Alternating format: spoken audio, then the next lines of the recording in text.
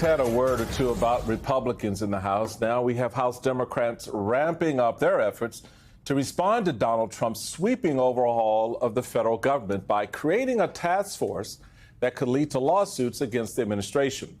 The new Rapid Response Task Force and Litigation Working Group is part of what leader Hakeem Jeffries describes as a, quote, multifaceted struggle to protect and defend everyday Americans from the harm being inflicted by this administration. And the task force will be chaired by Congressman Joe Neguse.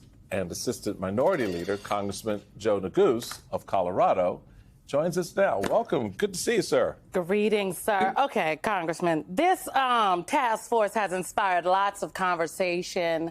Online, people wanted to highlight, if you will, that there are members of the task force, you know, who didn't necessarily scream rapid response, but you are, in fact, the chair of this task force. Can you just, this is your opportunity to talk directly to the American people. What do you say to the folks that are like, I don't think House Democrats have found their footing yet? Look, I think that they're wrong, Simone. First and foremost, it's good to be with you, and thanks for having me on.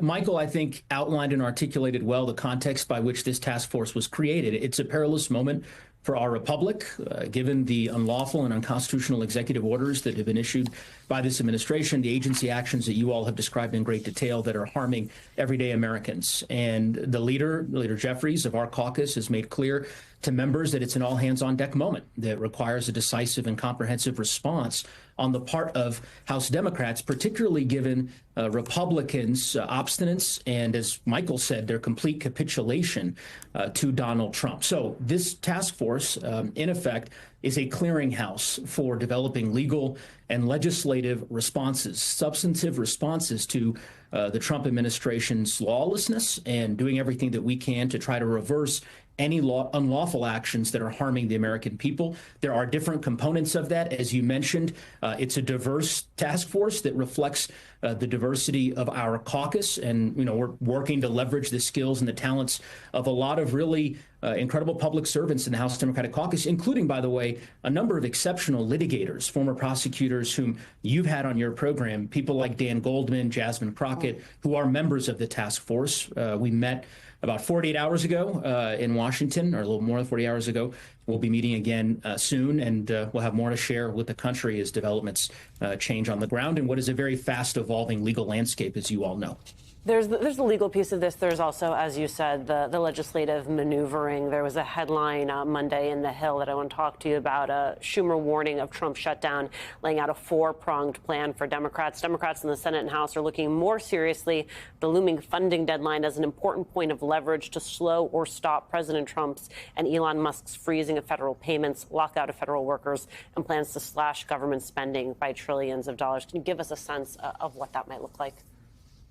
Yeah, I would say two things. First, any strategy with respect to how we're going to approach the March 14th funding deadline would ultimately be made by Leader Jeffries in consultation with the House Democratic Caucus and internal conversations that we'll have in the coming weeks on that front. However, I would say, and I think that the article you just referenced, as well as a number of others in the last few days, speak to this. Republicans have a majority in the House of Representatives, a majority in the U.S. Senate, and, of course, a Republican president at 1600 Pennsylvania Avenue. Any shutdown of the federal government would be caused by Republicans and their inability to get their act together and instead to focus on priorities that are deeply out of step with the American people.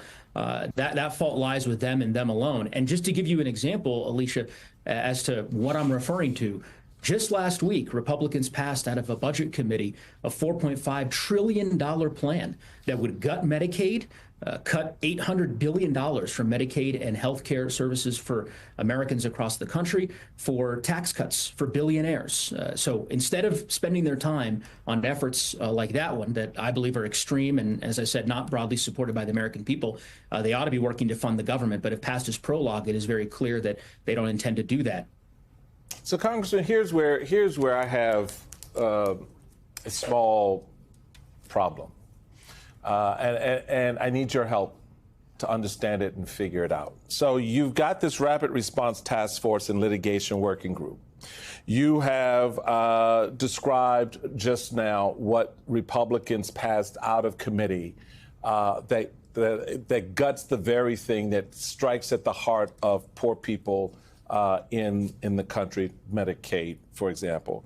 And then you have what Senator Warner said in Politico about the brand issue for Democrats. I think the Democrats' brand is really bad, and I think this was an election based on culture, the Virginia Democrat said at a political pub event on the sidelines of the Munich Security Conference. Now, and the Democrats' kind of failure to connect on a cultural basis with a wide swath of Americans is hugely problematic. So at once you're standing up this litigation working group and this task force around things that we see happening to federal employees. But on the other hand, you also have this narrative around actual stuff that's impacting Americans culturally, financially.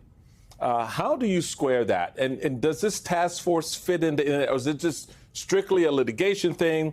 You guys aren't going to worry about branding, because I think the priority should be branding, and the litigation and all of that gets caught up and brought up into the branding, and that's one more tool that you use to brand an argument or a narrative. You help me understand how Democrats fit all these pieces together in the face of this onslaught by MAGA. That's a great question, Michael. I think it's a thoughtful question. It's one that we're going to continue to grapple with, and that we're ultimately going to need to resolve in advance of the 2026 election. I would say, with respect to the litigation working group, the goal, the purpose behind that particular task force is very clear. It's addressing the crisis that's in front of us and the five-alarm fire that we are dealing with respect to the unconstitutional and unlawful orders that the administration has issued. However, I certainly concur with your broader point about the need for us to offer an optimistic and hopeful vision for the future of our country and what Democrats ultimately care about in terms of improving the quality of life and the daily life of Americans writ large. Those are not mutually exclusive of each other. We're going to have to do both on a parallel path, and our caucus is certainly working on addressing both. I would just say more broadly, it is clear to me this administration has no intention of pursuing any policies that will make the lives better for everyday Americans or Coloradans that I represent in my state. Pure and simple, that none of what they're pursuing thus far would make the lives better for Americans, or nothing that they're doing would decrease the cost of living or address the fundamental challenges that most families are grappling with. House Democrats have a series of solutions that I think ultimately speak to that, but you're certainly right that we're going to have to amplify that and perhaps turn the volume up a bit on the latter. Congressman, these are certainly precarious times, and I think the news, it just seems like all we are reporting is bad news, but we do have a little good news we want to talk about. You posted this on Friday, on Valentine's Day, on Threads. And I saw this, and we thought it was just so heartwarming. Your wife rang the bell. She marked the end of her battle with breast cancer. It says for the past 14 months, she's been battling this terrible disease. We just wanted to say congratulations to you, your family, and your story, unfortunately, is not unique. There are many families across the country who have had to deal with what your wife, and your children have dealt with, and we're just happy she's on the mend. Congratulations. Congratulations.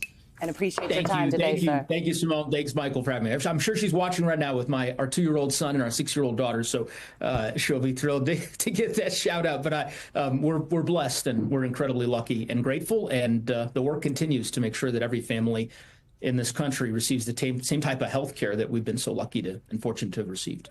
Now you know why it's important not to cut research funds at NIH. Come on now. Congressman Joe Neguse from Colorado. Thank you.